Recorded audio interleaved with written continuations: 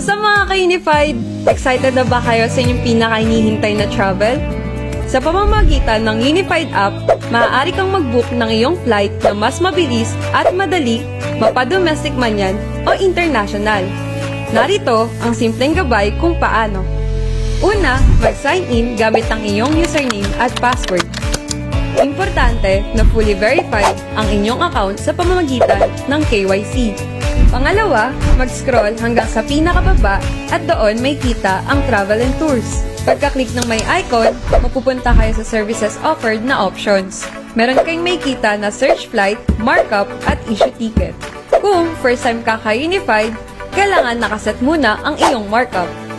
Ngayon ka-Unified, mag-try na tayo mag-search ng ating flight. I-click nyo tong search flight at mapupunta kayo sa page namin. Pakibasa ng maigi ang note na lalabas sa inyong screen. Piliin kung one-way or round-trip ang gusto nyong ticket. Pagkatapos, i-click ang Select Origin at piliin ang Manila. Sunod, mamili ng kung anong bansa ang gusto or planong puntahan. Mamili ng araw kung kailan aalis at babalik. Ilagay kung ilan ang magbibiyahe sa total of passengers.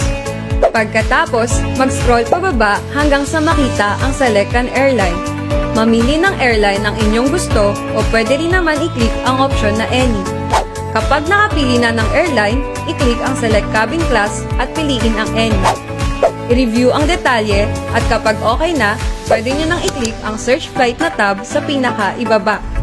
Pumili ng gustong oras ng inyong flight. Pagkatapos, ilagay ang mga detalye. I-review ang mga nilagay na detalye at kapag tama ang lahat ng impormasyon, pindutin na ang Proceed button. Ilagay ang inyong detalye, first name, last name, at birthday.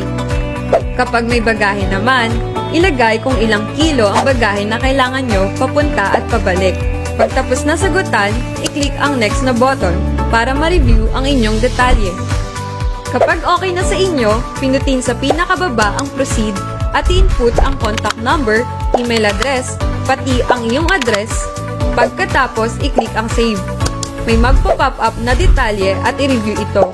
Pagkatapos, i-click ang Proceed to Payment. Mag-scroll sa pinakababa at i-click ang My Wallet. Ilagay ang inyong transaction password at kapag ready na, i-click ang Confirm Payment. O diba, ganun lang kadali mag-book ng flight gamit ang Unified app. Enjoy your trip!